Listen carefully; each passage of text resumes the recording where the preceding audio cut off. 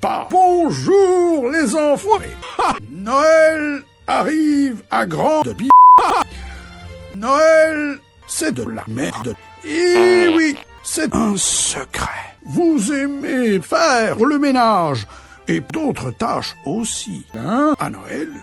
Vous verrez combien de cadeaux vous aurez. En parlant de cadeaux, je peux vous dire ceci. Moi, petit con. Bon. Maintenant, je dois aller faire caca avec mes lutins. Ils font chier, ces petits enculés. Et n'oubliez pas, je serai bientôt par là.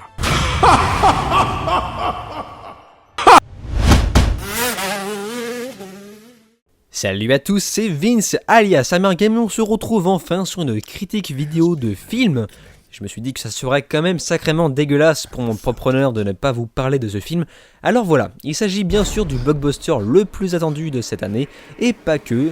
Une attente qui remonte depuis une décennie et une suite directe attendue depuis plus de 30 ans. Bref, vous n'êtes pas abruti, ni aveugle si vous avez lu le titre de cette vidéo. Je parle bien sûr de Star Wars, le réveil de la Force. Parce qu'il faut savoir que la Force dormait dans les épisodes précédents. Ce film est sorti le 16 décembre 2015 et réalisé par J.J. Abrams, qui est un réalisateur que j'aime beaucoup. Alors, déjà on va zapper toute la topologie sur le fait que Star Wars soit toute l'histoire de ma vie, je pense en parler dans une autre vidéo. On va se concentrer plutôt sur ce même film. Notez avant tout qu'il n'y aura quasiment pas d'image de trailer, parce que j'en ai marre de me battre avec YouTube. Ça aussi j'en reparlerai dans une autre vidéo d'ailleurs. Le pitch du film avant tout. L'Empire revient, tu sais pas trop comment, un nouveau méchant super stylé fait surface et des gentils super sympas vont tenter d'empêcher le méchant de finir son travail, car celui-ci est, comme vous l'aurez compris, vraiment très méchant. Quand tu t'habilles en noir et que tu portes un sabre laser rouge, tu n'es pas gentil, c'est impossible. Donc les gentils vont faire la rencontre d'autres gentils pour avoir plus de chances de battre le méchant et l'empêcher de continuer sa méchanceté. J'arrête les conneries. Alors certes, le scénario en soi n'est pas foufou, faut savoir que Disney a littéralement envoyé chier J.J. Abrams et la productrice pour avoir osé demander un prolongement de temps afin d'approfondir l'écriture du scénario. Allez chier! Aujourd'hui, ce qui m'intéresse n'est plus de voir au cinéma un scénario aussi léché que celui d'Interstellar par exemple, surtout pour un blockbuster, mais en revanche, je demande un minimum d'importance sur le travail de développement de la profondeur d'un personnage et la façon de le rendre attachant. Et pour ma part, ça a marché avec brio.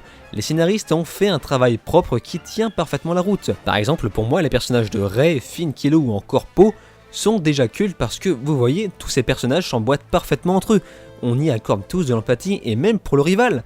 Et la présence d'Han Solo, par exemple, ne se limite pas simplement à un fanservice bidon. Sans lui, tu n'as pas d'histoire. En plus de ça, les acteurs jouent vraiment tous très bien. Ça fait du bien de voir un peu de nouvelles têtes comme ça pour un film pareil, faut le reconnaître. On retrouve ce côté aventure et exploration qu'on avait presque perdu dans la trilogie précédente. Il y a une pointe d'humour, mais pas trop lourd, qui également commençait à s'essouffler dans les précédents épisodes.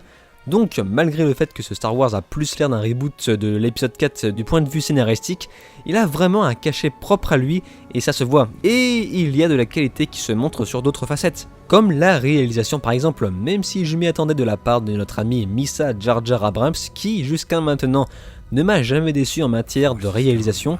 Mais putain, mais ce film est beau visuellement, c'est filmé avec des pincettes, c'est blindé de panoramas arrosés d'une direction artistique qui déchire. Je vous parlerai après des effets spéciaux, mais concernant J.J., ça me fait vraiment chier de savoir qu'il ne participera pas à sa suite. Enfin, nous verrons bien. Par contre, juste un petit point qui m'a un peu déçu, c'est la musique. On est bien d'accord pour dire que les musiques de John Williams sont toujours incritiquables, mais pour une fois, une chose le trahit sur cet épisode, c'est bien le fait qu'aucun thème marque le spectateur. Dans chaque Star Wars, t'as toujours un thème qui grave la mémoire du spectateur et qui nous fait dire « Je me souviens de tel ou tel Star Wars grâce à cette musique en particulier. Je me souviens de Star Wars épisode 3 pour le thème de Battle of the Heroes par exemple. » Mais dans le réveil de la Force, malgré le fait que la musique soit parfaitement soutenue, surtout pour maintenir une ambiance dynamique sur chaque séquence de film, on ne retrouve aucun foutu thème qu'on peut fredonner en rentrant chez soi. Mais heureusement, on a bien évidemment les effets spéciaux qui déboîtent bien du ciboulot comme il faut. Tout ça accompagné d'une direction artistique de haut level, comme je vous l'ai dit tout à l'heure. Juste un peu dommage que la 3D vient tout flinguer, parce que oui, comme d'hab, la 3D relief, c'est de la merde. En bref, Star Wars le réveil de la force est une très bonne surprise, un film très dynamique qui ne se laisse pas avoir par des scènes au contraire trop molles, qui dose à la perfection les séquences du film où l'équipe technique a su placer tel ou tel passage plus ou moins pesant sans casser le rythme, et ça c'est cool. C'est un putain de film d'aventure de l'espace et bordel, pardonnez-moi mon langage, mais on a bien là un Star Wars et rien d'autre. C'est pas Star Trek, c'est pas Mass Effect, c'est pas un space opéra comme les autres avec une foule de clins d'œil bidons comme pour des suites reboot telles Jurassic World. C'est un Star Wars et ça défonce sa race. D'ailleurs faut que les gens arrêtent de parler d'abus de fanservice, parce que c'est pas vrai. Un film fanservice n'aurait jamais pris le risque de foutre comme personnages principaux des protagonistes inconnus à la saga, et surtout finir sur une chute qui prend un gros risque. Et puis il faut bien qu'on reconnaisse l'univers de Star Wars, non?